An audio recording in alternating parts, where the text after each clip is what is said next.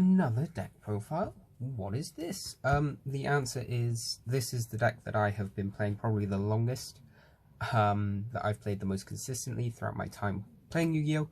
I keep coming back to this deck. I hate the fact that I keep coming back to this deck, but in obligation to the power of the December 2020 ban list and the fact that True King's Return has been raised to 2 instead of 1, I feel obligated to do a quick True Draco profile. This is pure True Draco, this is no extra deck True Draco, this is Monarch, Control, Stun, Floodgate True Draco, it's unhealthy True Draco, the one that everyone's come to hate, basically. But I love it, and it's a really guilty pleasure. So, monster lineup, 1 Dynamite, 3 Ignis, 2 Maiden. This is my standard lineup, this is what I think is correct. 6 Dracos, you have more than enough ways into them, even with only the 1 diagram. You only want Maiden to search Dynamite, so it's basically as close as you're going to get to playing 3 and 3. This card should have been the one that came to 2 on the ban list, in my personal opinion. This card would do nothing. It's a 2500 piece that searches an attack manipulator. Come on, Konami, give me 2 more copies of this card. I beg of you. But that's it for monsters. You play 6 True Dracos. Spells, True Draco spells, playing 3 Heritage, 2 Disciples.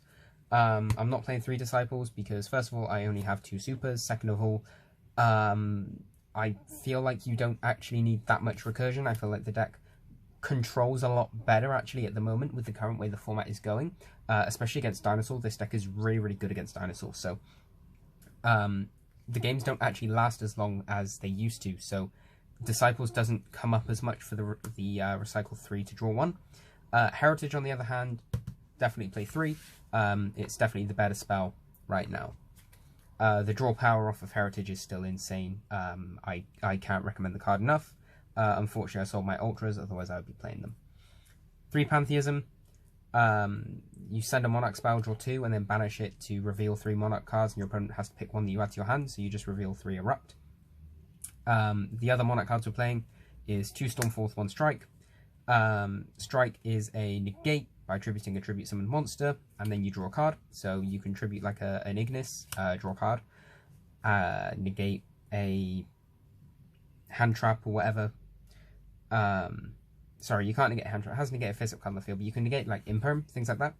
So this card's pretty good. It does come up sometimes. It's just nice to have. It's also really, really good Pantheism fodder.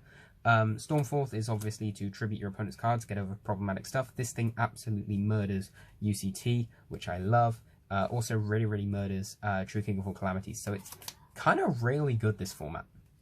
And then Pantheism is your draw spell to get into them. Field spell package, 2 Domain, 1 Diagram, 1 Terraforming, 1 Set Rotation. I don't have the side deck actually ready for this list because I'm still deciding what I want to side, but definitely side 3 copies of Mystic Mine, makes Set Rotation better, makes Terraforming better. Mystic Mine in the side in this deck is just bonkers. There's no reason not to play it. Again, just makes the deck's unhealthy reputation sort of amplify itself, but it really does help the deck with the amount of hits it has. Domain, obviously, locks your opponent out of the extra deck. Combo decks may have lost Buster Lock, but we still have this, so we're going to keep abusing it.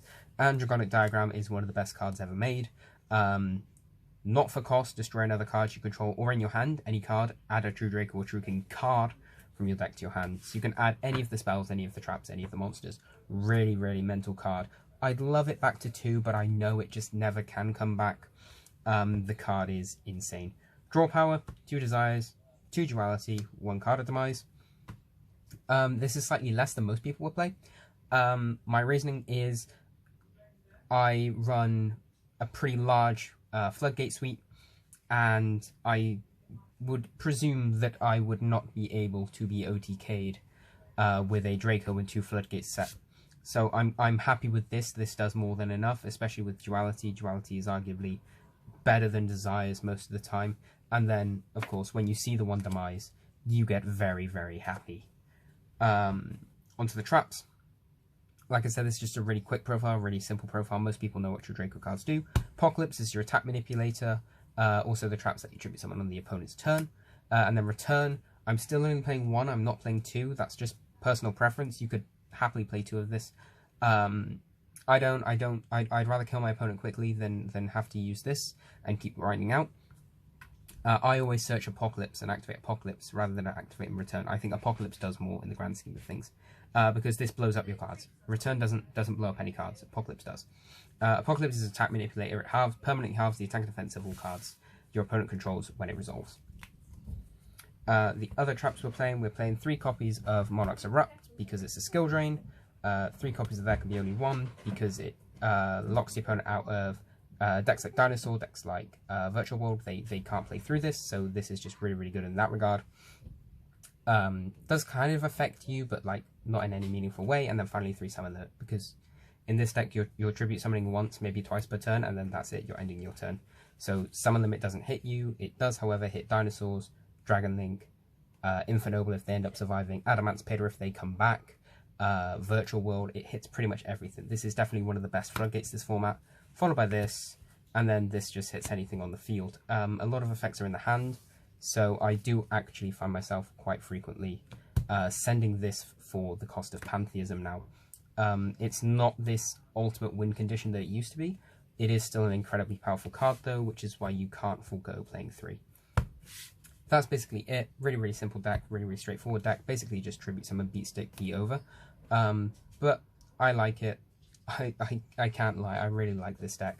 I really like how simplistic it is, and I really like the control aspect of it.